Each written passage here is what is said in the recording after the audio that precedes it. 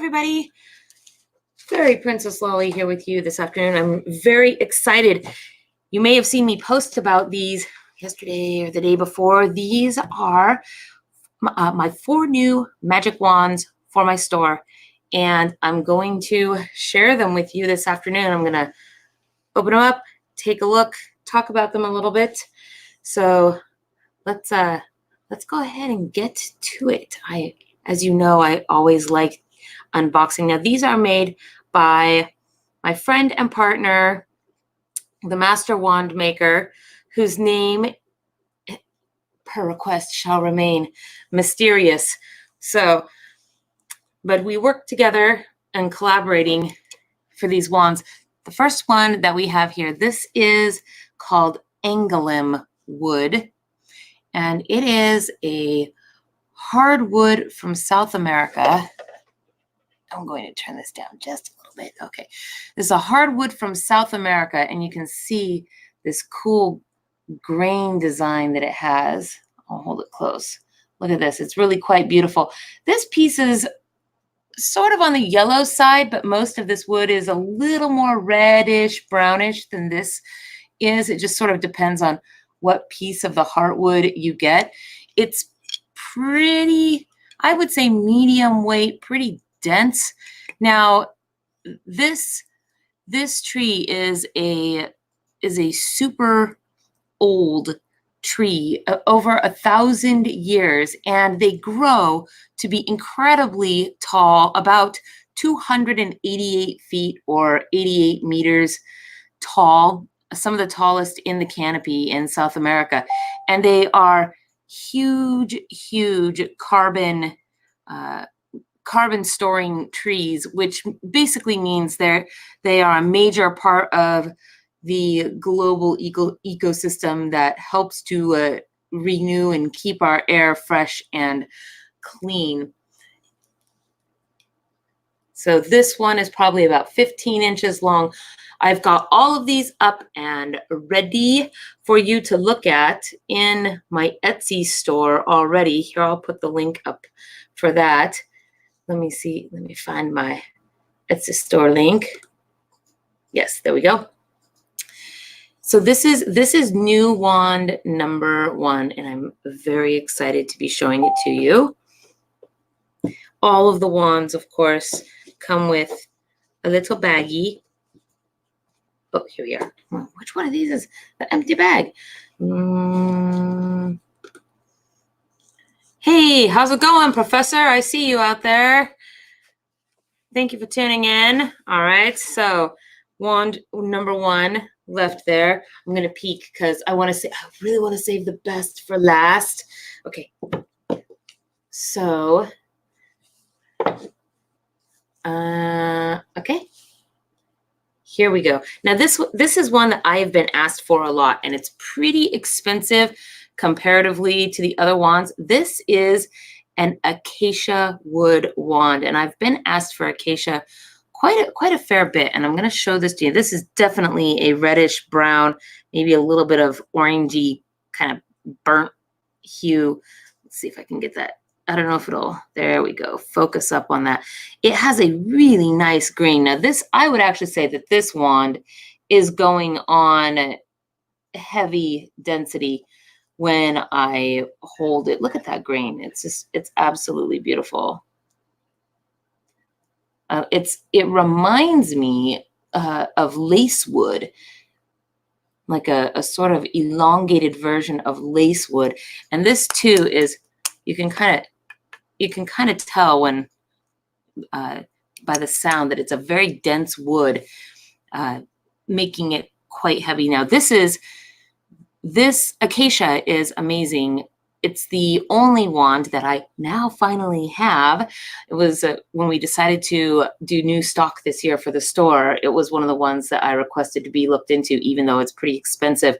It's kind of up there with Gaboon, which is the black ebony, one of my most expensive, if not my most expensive wood.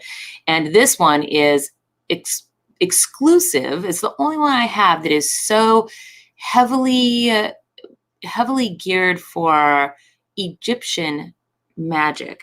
Magic having to do, spells having to do with the dead, pleasing or invoking the gods and calling upon the traits that are associated with them. Acacia incense is burned to please the gods and keep them happy. This is, it is just really the most, I guess I would say the Egyptian area, but Northern African and kind of surrounding areas that there's just a lot of folklore. The thorns of the acacia tree are said to represent life and death. And the Hebrews were said to place acacia fronds on the graves of the dead. So we just have a lot of stuff going on with Egyptian mythology here. And I'm really, really happy to have this. I like that sound, have this new one. It feels very good, nice and heavy. This one is probably a little bit closer to 15 and a half, maybe like 15 and 1/4 inches there. So almost a cubit for me, which is actually, and this is actually something that I'm just going to pause right here. This is something I like to share with people a lot when they go wand searching. And I'm just going to give you guys a little example here. So this is another one of my magic wands. And you can see there's quite a length difference. This might be a pet peeve of mine too when it comes to Pottermore, right? And and whatnot. So this acacia wand is about 15 and 1/4 inches, which makes this thing probably about 10 inches or something like that, right? Much, much, much shorter. And the traditional length of a wand is supposed to be a cubit. Now, a cubit has a contemporary meaning, which is something like 16 inches, but the archaic definition of a cubit was the length from the crook of your arm, right, where the shoulder bends, to the tip of your middle finger. This was the original cubit. And as you can maybe see here, this is almost to the tip of my finger. So, and I am a 15 and a half inch cubit. And so this is probably about 15 and 1/4 inches. But there's a reason for this, right? Because you get all these Pottermore wands and they're all, somewhere between 10 and 12 inches, are these short little things that folks have, which is great if you are 8 years old. This is a perfect cubit for you. But the reason for this is because when you hold the wand, this area here, this part of the grip that you hold in the palm of your hand, right? This whole thing becomes the fulcrum of the wand, which is what creates balance between the rest of your arm, the rest of this cubit, and the rest of the cubit in this direction. So you don't feel like you're waving around. I mean, I love this wand. Don't get me wrong. I used this to do a lot of seinings at the Enchanted Forest in Las Vegas this year, and it was made by Stormy the Fairy. I love it, right? But it also is the kind of one that makes me feel like when I hold it, I'm like, like a fairy godmother or something, la la la la la. And it doesn't quite have the, oh well, hello there. This is Cuter Patutor, or Geocat. That's actually her name. Oh, I guess that's she's trying to work the wand here. So she sees herself. She's like, oh my gosh, that's me on the screen. Hey guys. Okay, go. Boop, boop, boop, boop, boop, boop, boop, boop. Hey. Don't careful where you're pointing that acacia wand. So anyway, that's one of the things that, okay, whoop. Oh, come here, little kitty. One of the things that is a little pet peeve for me, I like to try to explain to people, because having this be a natural extension of the arm is what really gives the wand the flow and the feeling of grace when you're waving it around and dun, dun, dun, dun, dun, dun, dun, dun, conducting your symphony of magic. Yes, okay. So now we're going to move on to, now these wands that I'm about to open for you are an all 100% completely new type of thing. I think they look amazing, even if they aren't, your classic idea of the pure solid wood wands. Here we go. This is, nope, this one first. Okay. So we did a wand like this once ages ago, not these colors, a couple of these actually. And the last one just got claimed this here in the last couple months at a circle that I was at. This is, look at this awesome. So blue is a color, this blue and gray wand. I love this. I just think it is so cool. Now, so you know, no wood appears this naturally blue in the world. The closest that there really is to a blue wood is blue pine, which is a really white wood, obviously a conifer, and the blue pine is not actually blue itself. It's really white, and then what happens is these little beetle bugs get into it after it dies, and their excrement stains the wood blue. I see all you guys out there. Hi, thank you for joining me and watching. These are the new wands that I have all listed just today in my Etsy store. They are brand new. You would be the first one to have any of them if you were to buy them. So, but I wanted to show them off because I just think they're super fantabulous, fantastic. That's, I don't know, my mouth is trying to say too many things. So now, because this is obviously not a tree, like an actual tree, right? These woods have been, I believe the process for these is that they dye the wood in the color that they want, and then they, in these thin slabs, and then they press them together in order to get this cool stripy effect, which just looks awesome when you turn it. But blue is a color that I get asked for a lot in magic wands. And I am always sad to say, because I have every other color naturally: red, orange, yellow, green, and purple, and pink even, but no blue. And it's pretty tough to get your hands on blue pine. And even if you could, it's pretty dead. So it's not really a thing that's sold even. So anywho, because of that, I chose this blue and gray, but this means, of course, that I get to name this wand whatever lore after whatever it calls to me. And so this wand I have named the Bluestone Wand. The bluestones are the stones that are on the inner circle of Stonehenge. And the reason that I chose this name, because even though the wand is wood and not stone, the bluestones there's so much folklore surrounding them, being imported into England as opposed to quarried locally. It's pretty mystical and wondrous how these enormous stones got hauled across the land. And it just makes me think of the trolls in Trollheim, which is their troll home up in the mountains, with the giants who are known to be stewards and keepers and very in touch with the earth, able to hew the rock and stone with their bare hands.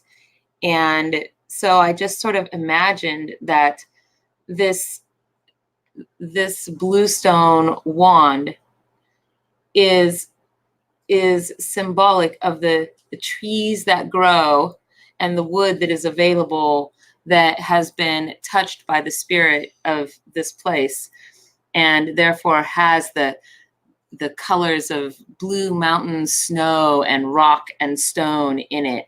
And that's how I got its name.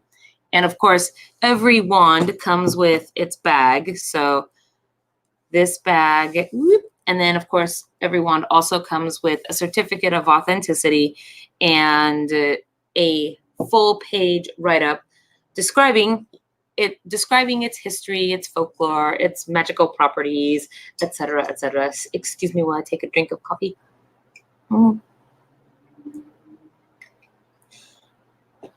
Now, the last one And this is my personal favorite of the new batch. I confess I may be slightly biased towards this one, which I'm sure you will understand in just a minute. But this is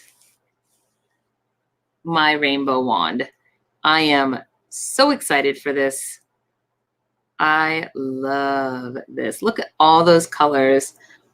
I've never been asked for a rainbow wand before, but I guess that I just really wanted to have something that was truly unicorn, fairy, diversity, magic, hope, cheers, sunshiny. And so that's where, when I saw this, I thought, oh my gosh, I have to have that one. And look at these stripes. They just go all the way up the end of this to the tip of this wand. I love this one so much. And the style of handle here, so this is pretty cool.